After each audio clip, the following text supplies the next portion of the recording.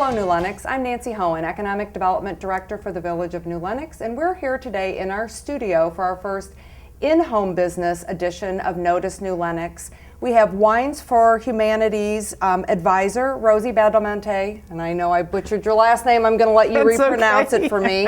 We practiced it, and I still made a mess of it. But I had the opportunity to meet you, Rosie, at the Chamber Christmas party. Absolutely. And that was my first introduction to Wines for Humanity. And when we started talking about including the in-home businesses in the Notice New Lenox program, you immediately came to mind because I thought it was such a unique story about the business itself, as well as something that I think a lot of people could benefit from learning more about. Absolutely. So why don't we start off with you telling us a little bit about the underlying company, the Wines for Humanity, and then we'll start talking about some wine. Okay, beautiful.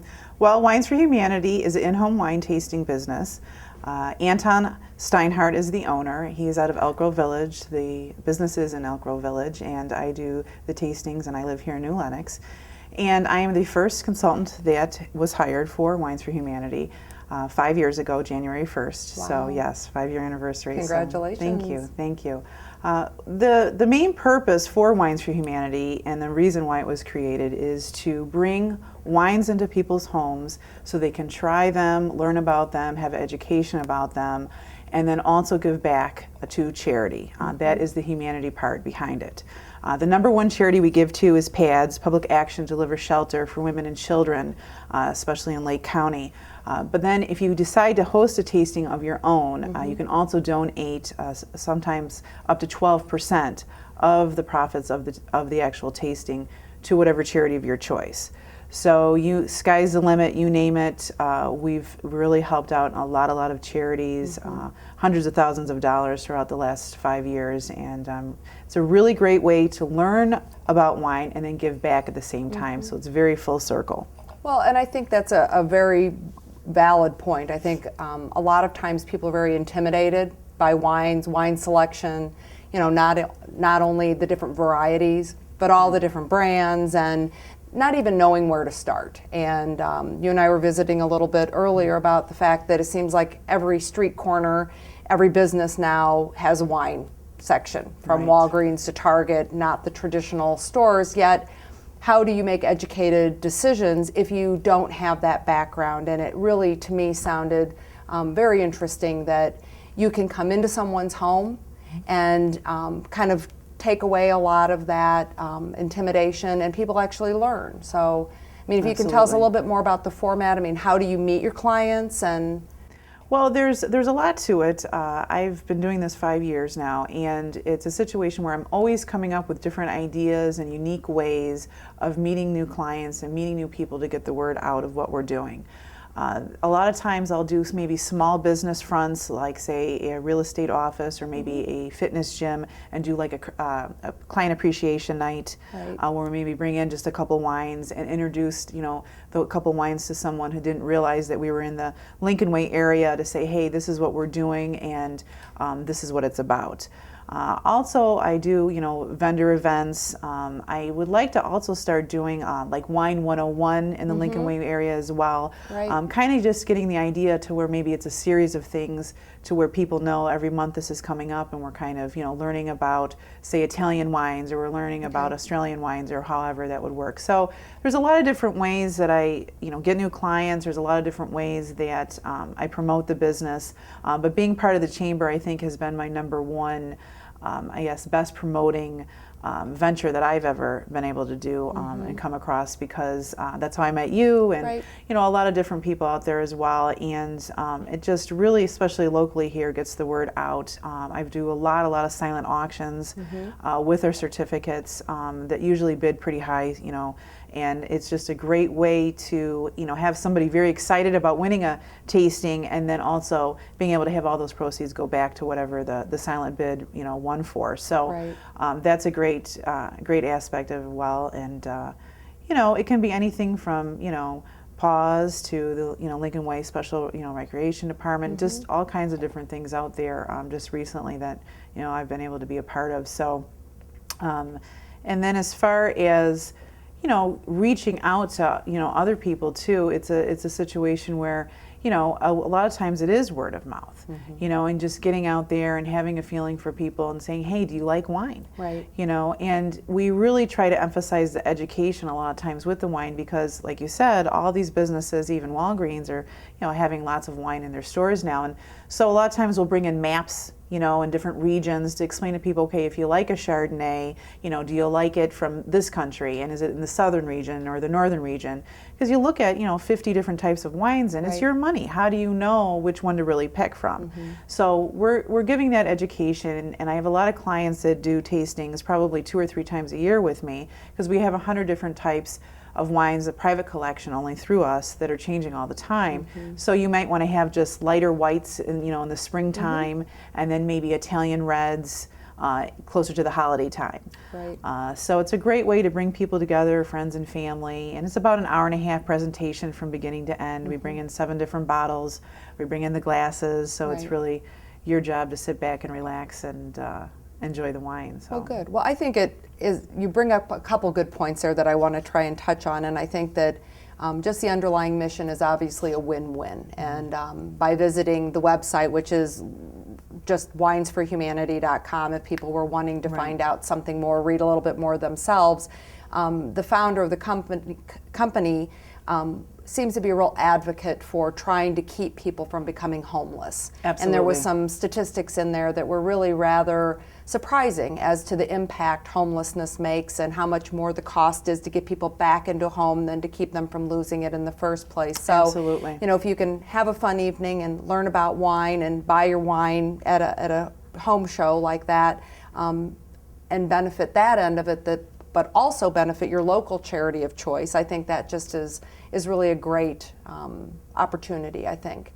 I think the other thing that you touched on as well is that you sell from collections that are not available at retail. Absolutely. So that is, I think, a real valid reason that someone might want to have you come in and talk specifically about these, and then obviously purchase some through you that evening or subsequently. But as you said, the wines change out. So can you give us a little bit of an idea of how they source and where the wines are coming from? Oh, well, they're coming from all over the world. Most of our wines are European wines. But the owner, Anton, he goes out and has a specific contract with these vineyards to say, hey, we're going to carry this particular, you know, batch for this long. And sometimes we do have our, I call staples that come back every year. Right. But, you know, sometimes they're a little different from year to year too, depending on, you know, the weather and if it was a, you know, great year or how that works. But, so it's always changing. And I tell people that is the only way that you're going to know what's out there. You know, the different blends. I always tell people that winemakers are kind of like artists. You take a little bit of this and a little bit of that, and you bring it together and you create something that you've never, you know, enjoyed or seen before. So it's really exciting to get out there and realize, okay, you know, this Australian wine, you know, say a Shiraz, you know, well, if you blend it a little bit with some, you know, different cabs, what are we coming up with? Right. You know, I always tell people too that wines are kind of like a perfume. You know, I always say, think of that when you are drinking a wine, that it's a beginning, middle, and end note, kind of like a perfume. So, you know, initially always, what are you first taking in? What is your middle note? And then what is the, you know, aftertaste experience like for you?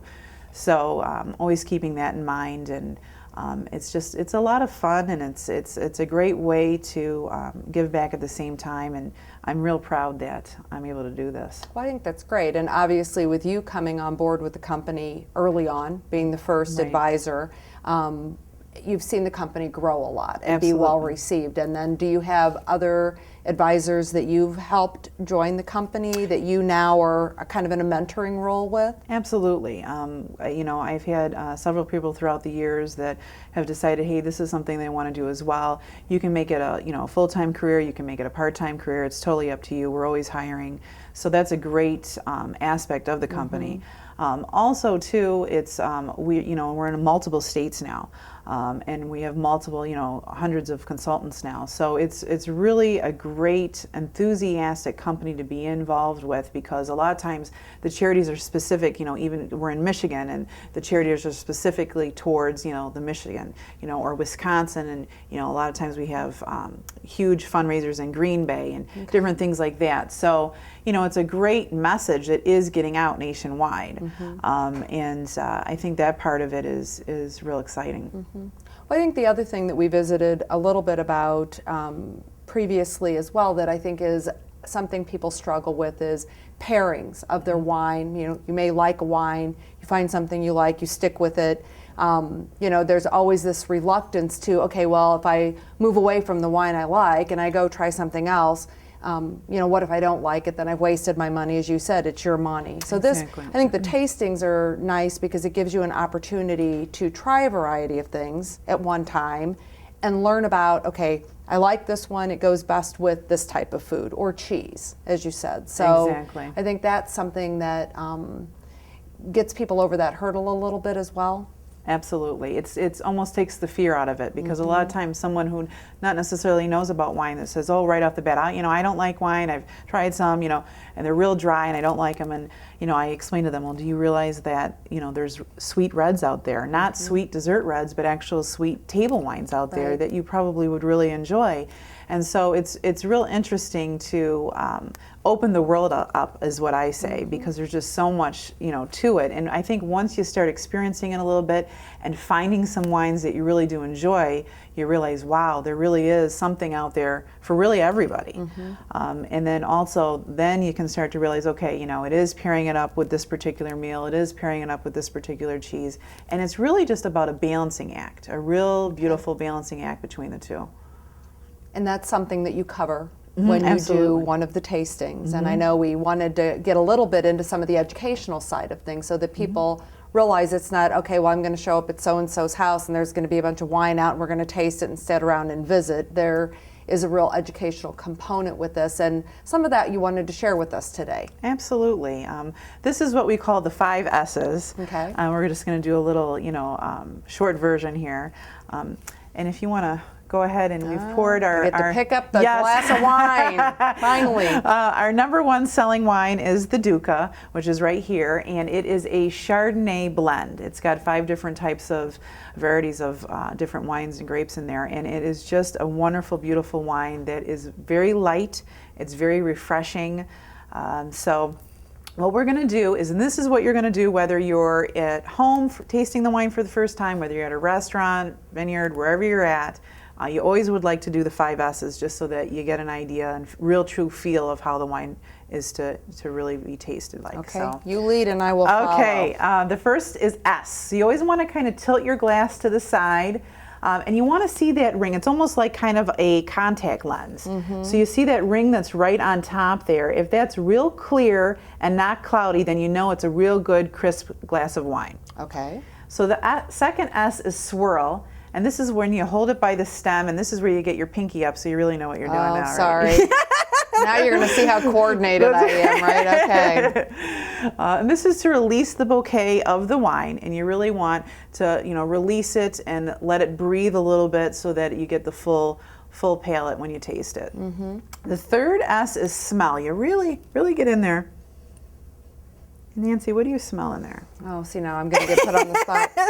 Well, I think there's definitely some fruity overtones. Absolutely. Maybe pear. Absolutely. Very good. Yes, pear.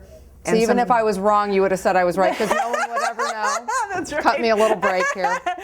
Tangerines, there's big Okay. tangerines in there. But what's wonderful about grapes is there is no tangerines and pears in here. It's only grapes. But whatever's grown around the region of the vineyard is what takes in the flavors and fragrances of the wine. So that's great about, if you think about wine, it's grapes are living, breathing things. And whatever around the region is what's going to take place in the actual wine and what the winemaker wants it to be. So the 4th and 5th is sip and savor. Uh-oh. And this is what you do. You kind of just take a little sip and do a backwards whistle and just kind of inhale it a little bit, and then that way you get the full explosion on your palate for the wine. Okay. So I'll you go demonstrate. first. Okay.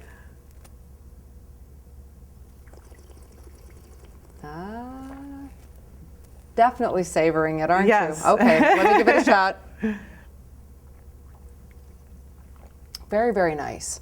I'm glad you enjoyed it. No, that's just a very versatile wine. Absolutely. It would appeal to a wide variety of people, I would think. It is. It's really just a beautiful, light, refreshing wine that you can have, anytime. You can pair it up, let's just say, with spinach salad for, a great lunch.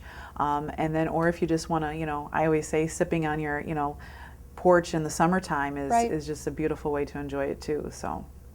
Well, and I think that the point you made, the third, which was our swirl, second? Second, yes. Okay. Do you equate that a little bit to, you used the perfume analogy earlier, that, when you first spray a perfume, it takes a little bit to soften and really get to the true scent of what that is? Is it a similar kind of thing with the wine? Absolutely, very, very similar, especially with red wines. Okay. You always want reds to breathe for a good 45 minutes to an hour ahead of time. Just because it really lets the oxygen get to the wine, it really releases the bouquet. That's why you always like to decant it. You can get decanters anywhere anymore, any size or shape. Right. Also, the aerators that you can buy now that you see everywhere.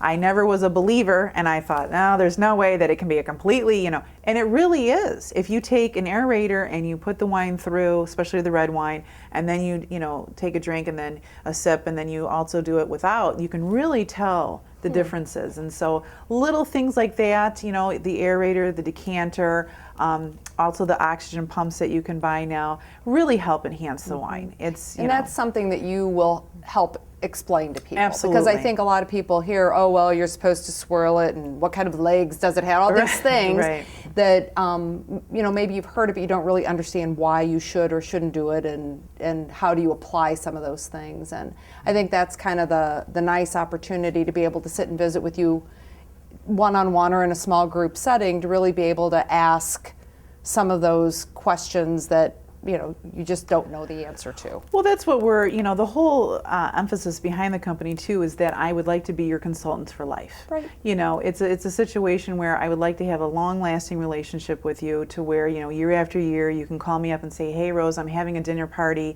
This is what I'm serving. What do you suggest?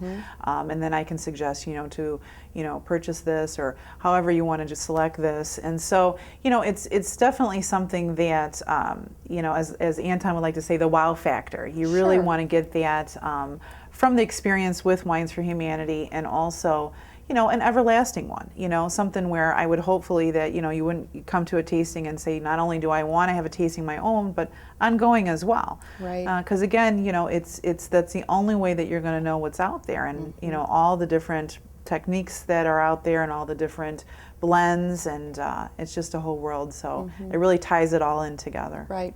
Well, and we talked a little bit about, this hosting a wine tasting in your home, I think is something that a lot of people could do that would just be a lot of fun that they maybe haven't thought of. I'm sure there are women's bunco groups or card groups in the community, anything from women's organizations, church groups. There are a lot of outlets, I think, for people to, you're always looking for something fun and different and enjoyable to do when you get together with a group of friends.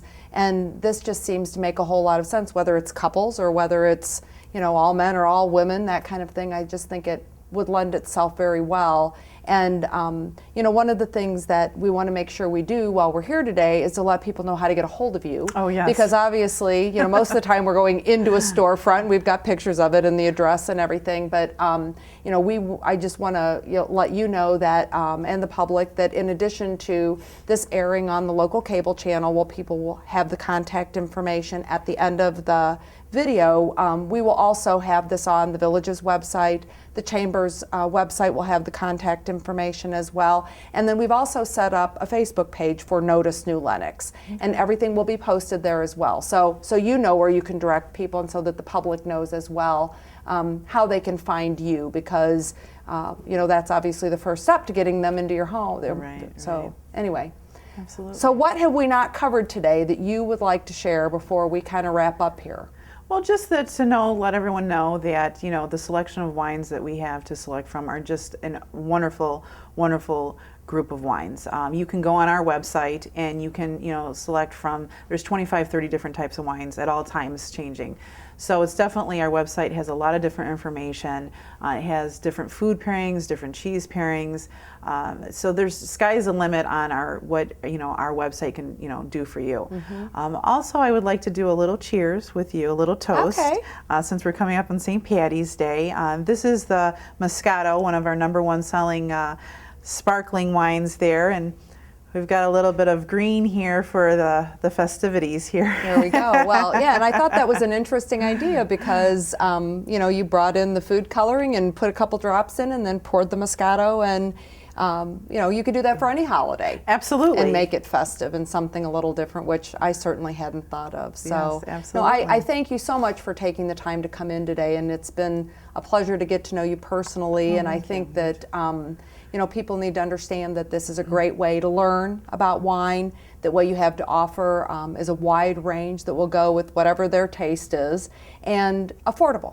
Absolutely. So I think that's the other thing that's important for people to understand is it's not going to, break the bank to have a couple good bottles of wine in the house and enjoy it with a meal. So Absolutely. Absolutely. And you do have Cheers. a toast that you would like to make. Yes, it is saying that here, bread is to keep our friendship, salt is to keep it true, water is welcome, and wine that is for you. Thank you so much. Appreciate you coming So today. there's-